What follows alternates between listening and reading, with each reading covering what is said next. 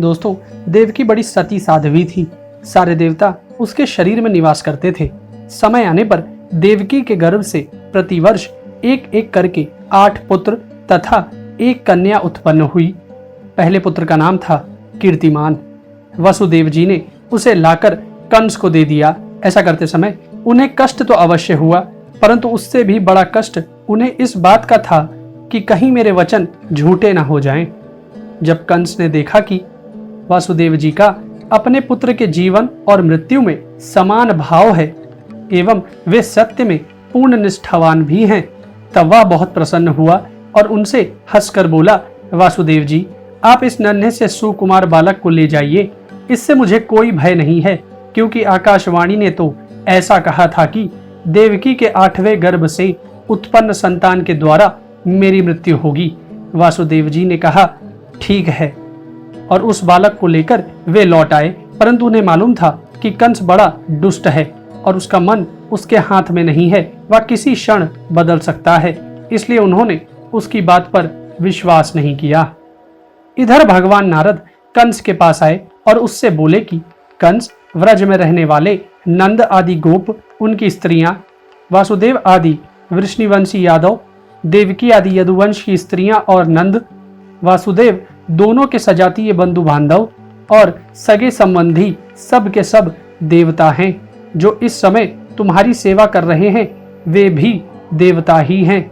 उन्होंने यह भी बतलाया कि दैत्यों के कारण पृथ्वी का भार बढ़ गया है, इसलिए देवताओं की ओर से अब उनके वध की तैयारी की जा रही है। जब देवर्षि नारद इतना कहकर चले गए, तब कंस को यह निश्चय हो गया कि यदुवंशी देवता हैं और देवकी के गर्भ से विष्णु भगवान ही मुझे मारने के लिए पैदा होने वाले हैं। इसलिए उसने देवकी और वासुदेव को हथकड़ी बेड़ी से जकड़कर कैद में डाल दिया और उन दोनों से जो जो पुत्र होते गए उन्हें वह मारता गया। उसे हर बार यह शंका बनी रहती कि कहीं विष्णु ही उस बालक के रूप में ना आ गया हो। पृथ्वी में यह बात प्राय देखी जाती है कि अपने प्राणों का ही पोषण करने वाले लोभी राजा अपने स्वार्थ के लिए माता पिता, भाई बंधु और अपने अत्यंत हितैषी इष्ट मित्रों की भी हत्या कर डालते हैं। कंस जानता था कि मैं पहले कालनेमी असुर था और विष्णु ने मुझे मार डाला था। इससे उसने यदुवंशियों से घोर विरोध ठान लिया। कंस बड़ा बलवान था। उसने यदु, भोज और अंधक वंश के अधिनायक अपने पिता उग्रसेन को कैद कर लिया और सूरसेन देश का राज्य वह स्वयं करने लगा। कंस एक तो स्वयं बड़ा बली था और दूसरे मगध नरेश जरासंध की उसे बहुत बड़ी सहायता प्राप्त थी।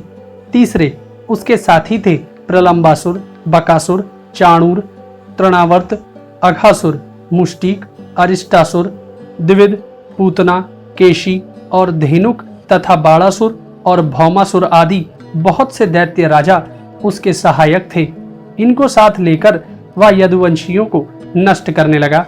वे लोग भयभीत होकर कुरु, पांचाल, कैकय, शाल्व, विदर्भ, निषद, विदेह और कौशल आदि देशों में जा बसे। कुछ लोग ऊपर ऊपर से उसके मन के अनुसार काम करते हुए उसकी सेवा में लगे रहे।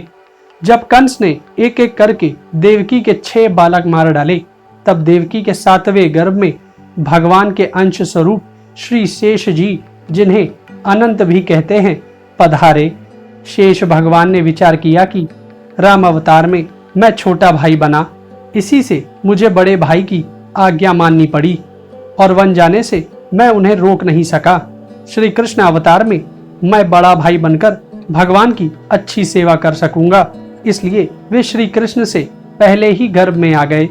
आनंद स्वरूप शेष जी के गर्भ में आने के कारण देवकी को स्वाभाविक ही हर्ष हुआ, परंतु कंस शायद इसे भी मार डाले, इस भय से उनका शोक भी बढ़ गया था।